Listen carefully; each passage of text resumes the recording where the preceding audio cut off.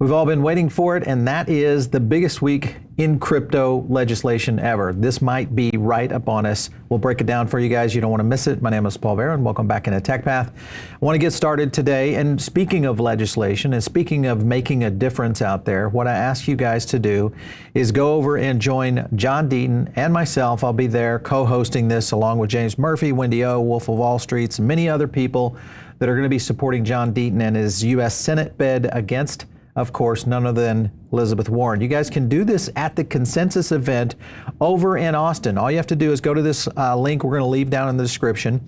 And as an attendee, all you have to do is give $100 or more. You'll be able to get in there, shake hands with John, I'm sure, and also hear quite a few people, I think, give you some insights as to his plan and his strategy around taking on Elizabeth Warren. So if you're going to Austin and you're going to be at the Consensus event, make sure and check it out. It's going to be over at the Hilton in Austin at 500 East 4th Street. So check it out. I'll be there. I'll be glad to say hello to everybody. And it's a great effort, I think, supporting John Deaton. Now let's get into DC, because there's a lot happening. We put out a couple videos last week. Lots of situations, I think, that are under play or in play right now. Want to kind of focus in on is the fact that we've got a little bit of education going on here. Of course, this from the Digital Chamber of Commerce. And that's Perry Ann right there. But if you look at the people that were in this educational summit, we'll call it that, a lot more younger faces in there. So this might be either the staffers and or the representatives of our great nation that are starting to understand what this means for innovation. All of this, I think, is good news, very good news. A couple other tweets I want to hit on right here. These are the Democrats who crossed party lines to vote pro-crypto. This was in reference to the SAB 121. As you can see, some big names here. Of course, Mr. Schumer right there at the bottom, kind of center, and Booker right above him right there. Those are pretty significant Democrats. And for them to cross the lines, this makes a huge step in the right direction. This could fall into other Democrats moving into a much more bipartisan position. All of this very good for the position of crypto and in general blockchain and the advancement of this innovation by far. I'm going to go to a clip here by Perry Ann from the Digital Chamber talking about why SAB 121 was so important. Listen in. I'm here with over 100 other crypto advocates. We've spent the day getting support for the digital asset legislation. There were 12 Democrats that voted in support for this bill. Bear with me for a minute so I can walk you through why that's such a big deal. The president, Joe Biden, had issued a statement earlier saying that he will veto this bill. 21 Democrats broke rank and voted in support of the bill.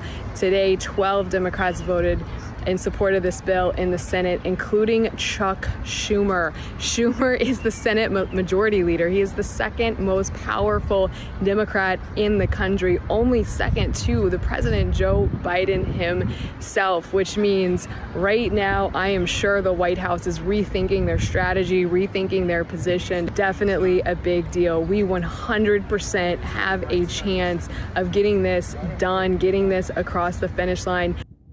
All right, so a lot happening in DC right now. What I would say, though, is just be aware that in politics, things can change very last minute.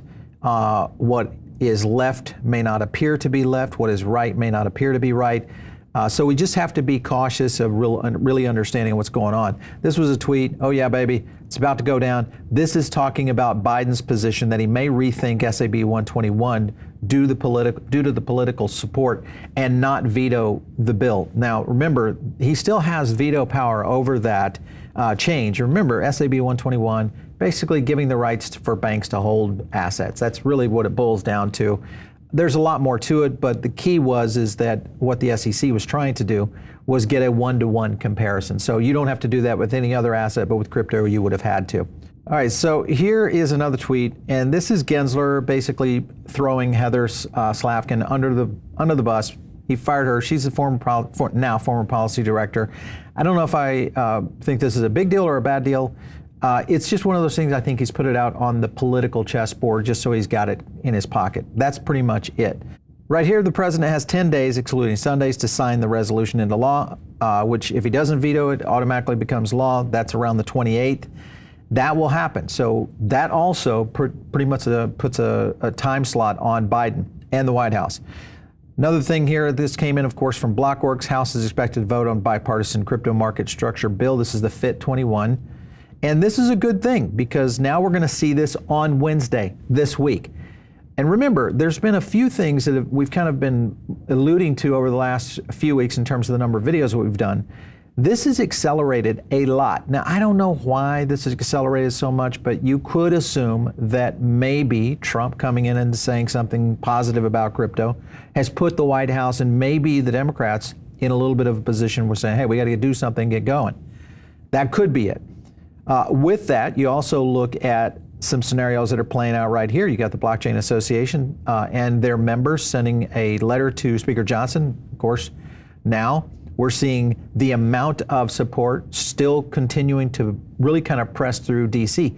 Could it just be that there was just enough coming down the pipe that started to click off a lot of these lawmakers into actually doing something? That's the question. And also, of course, we have election year. Now crypto all of a sudden is on the front of everybody's lips. So here's a tweet. This is Roham from Dapper Labs. He's come in, started to work with Patrick McHenry in the Financial Services Committee. NFTs are not the same as fungible tokens. This is basically going into a new section, Section 606, which is going to provide clarity necessary to enable this new industry to flourish. So mainly what we're getting is NFTs also pushing into this. This was the carve out in the FIT bill that is essentially laid it out to where it says not later than 1 year after the date of enactment of this act, the Secretary of Commerce shall make publicly available a report that includes the results of the study required by subsection. And they're talking about all sorts of digital assets, gaming, NFTs, etc., that play into this. So that is a big move if the FIT bill goes through. I think it might. This, of course, is Ryan Selkis kind of hitting on something that I think is important. And his second bullet point is this right here. It's a legacy-defining moment for Rep. Maxine Waters. I would agree. But remember, Maxine Waters is pretty much kind of the buck stops here. So this is either going to make or break her position within the Financial Services Committee, and more important, maybe even within the legislative architecture. So that's a big deal. You also have Waters will most likely make or break this vote. Hakeem Jeffries and his chance at a Speaker of the House for the next Congress. So you've got a couple of Democrats really that are really in position right now where they could swing a lot of votes coming into this. So things are starting to heat up quite a bit. All right, so this is Kristen Smith from the Blockchain Association explaining a little bit about the veto potential. Yeah, no, this is a huge week. We have a vote sometime either Wednesday or Thursday this week on the full House floor of the House of Representatives on the FIT 21 bill. It's the first time we've seen a comprehensive bill get a vote in either chamber of the House, and so we're really excited to see how much support we can get for this bill. This is the one that President Biden has promised to veto. What happens if actually that's a different one. Okay. So there's another bill that's been going through on SAB 121. So yes, we have FIT 21 and SAB 121. Now, President Biden has threatened to veto that, but what was interesting about the vote in the Senate last week, that was a really surprising number of Democrats to jump onto that bill. And so I think the big question is Biden going to follow through with his veto threat, or will he just sort of stand down and let the will of the House and the Senate overturn this undesirable regulation? So no, the crypto voter is real. If you had asked me a year ago, I was like, I don't know about this crypto voter idea. But no, the crypto voter is real. In swing states, 1 in 5 voters considers crypto policy a factor in their decision making. I mean, you can't avoid it at this point. No, it's unavoidable. It is something that has reached, it used to just be something that maybe cropped up in a few congressional or Senate races, but we're seeing this at the presidential level as well. The pressure is on for Biden to reconsider that veto threat on the SAB 121 repeal. It's just so amazing to me that in tight races, like pivotal swing states, crypto really is going to be the factor. To your point earlier, I don't think we'd be talking about this last year. So I thought we'd be talking about it last year, and we've been kind of forecasting this for quite some time, is that this is the year to do it, most likely. The question was whether or not the lawmakers were going to believe that. And I was surprised that we're seeing the FIT bill come out in front of the stablecoin bill. Here's a tweet by Matt Hogan. If the stablecoin bill passes, you go from a couple $100 billion of stablecoins to trillions. This comes coming in from Paul Ryan on his little interview here with Nick Carter, or Nick Carter's post. So that in itself, I think, lines up everything for the right timing. That means this summer. Plus, you have to remember we've got a lot of Democrats who are trying to vie for position, and maybe this does kind of cross across bipartisan lines, where we're starting to see a lot more support here. Other thing that you kind of have to compare to is what's happening in Europe. Here's the MiCA regulation. Now, there's a couple of dates to pay attention to. Entry into force on June 29th. So here we are moving all of this into June in terms of our votes. You have a lot of other things starting to line up also in June. And remember that NFTs and crypto conglomerates are outside the scope of MiCA right now. The fact that we've got this possibly coming in on the FIT might actually put the United States ahead of the ball on this again. So there's some potential things that have really changed in Capitol Hill. Here's another example of this in terms of timing. You've got the XRP Ledger event happening on the 11th through the 13th of June. Why is that important? Because most likely we're going to see a stablecoin from Ripple. That in itself also lining up with maybe what's going to happen here on Capitol Hill. So big deals going on for sure. This is just a reminder of the last time that the SEC voted on an ETF. This, of course, was on the Bitcoin ETF. You saw Gensler approved it, Pierce, and Ueda. Typical. The two that did not approve, Crenshaw and Lazara, those actually went against the ruling, the legal ruling. So that in itself was pretty surprising. How will this play out for the ETH ETF? Well, maybe you see the vote right there. We'll see. Here, of course, is Ryan Sean Adams. He comes in on, imagine instead of approving the ETF next week, Gensler declares ETH a security and loses Biden the election. I just don't know. I mean, I don't know. First of all, I don't think he would lose the election. It would be a big deal. It would be, because this would change things dramatically. But at the same time, maybe it doesn't, because there's a couple of points that you have to kind of think about here. Remember Prometheum? You guys have probably seen us do a video on this. Prometheum is soft launching their Ether custody services. And if you look further in this article, all right, so this is a little bit more crypto FUD. We kind of talked about this last week. Be ready for it. And there's some more things you're going to need to be ready for. But if you remember, this is another scenario that plays out, and that is if ETH is not a security, then it makes it an asset illegal to handle by a securities firm like Prometheum. So if they are in fact going to do it, you just don't know. Right now, they are playing it much like they did early on, and what they've been doing in terms of posturing with Congress and with the Senate for quite some time. Remember, this was the hand-picked company that we saw by the SEC. So they're still a player in this chessboard. I don't know how it's going to play out, though, for sure.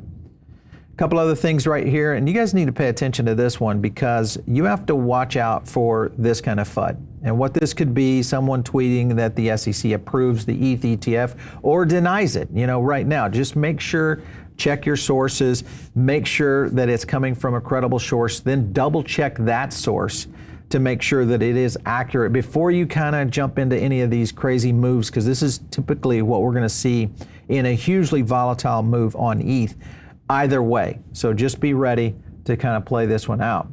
Other things I want you guys to do today is, of course, get involved. And of course, one of the ways you can do that is call your representative. So you can jump over to Stand With Crypto. Very easy. We'll leave a link down below. You can just put in your addresses. And if you just put in your address, it's going to take you right to your congressperson. You can click call. It's going to generate that for you. The other option that you've got, we'll also leave this link down in the link below, or in the description below. This is on DIFA, which is Digital Innovation for America. This form is actually pretty cool, because it's just going to give you the capability of putting in your information, your address, all that good stuff, and then hit send, because it's already framing up why FIT matters, FIT 21 matters, sends it right out. So it's very simple to ease, so you can kind of double your impact, as they say, in a couple of days. This is something that I think it started to take root, and it started to make quite a bit of difference, I think, with the lawmakers. But I think there's something happening here, and that is we are in a position maybe where they see enough pressure from the EU, they're seeing enough pressure from what's happening in Asia, and now you've got a hot election starting to play out in all of this. So this could be very good times for crypto coming up soon. All right, if you guys are not part of the Diamond Circle, make sure and jump in now. It's a great place to get additional content. And of course, follow me on X, @PaulBaron. We'll catch you next time right here on TechPath.